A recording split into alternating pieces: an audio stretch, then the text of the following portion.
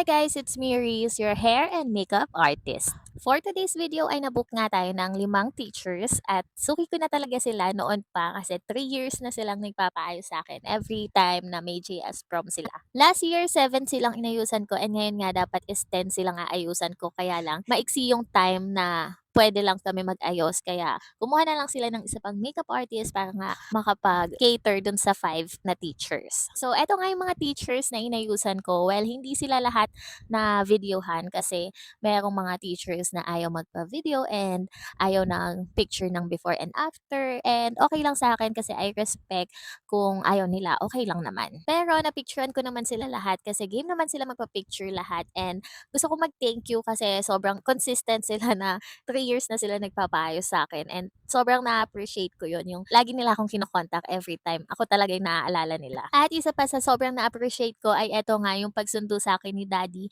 na mayroon pang dalang pagkain kasi iniisip daw niya na nagutom ako and ayan, yung favorite food ko pa talaga na pansit yung in-order niya. Thank you so much daddy at eto nga, sabi ko minto muna kami doon and bumili pa kami ng isa pang takeout para pasalubong. Tapos habang hinihintay namin yung niluluto, kumain na din ako. Sobrang haggard ko na nung mga time na 'to, pero wala na akong pakialam kasi pagod talaga ako. So eto na nga yung mga teachers na inayusan ko. Thank you so much mga ma'am. Sana next year po ulit magkita-kita tayo.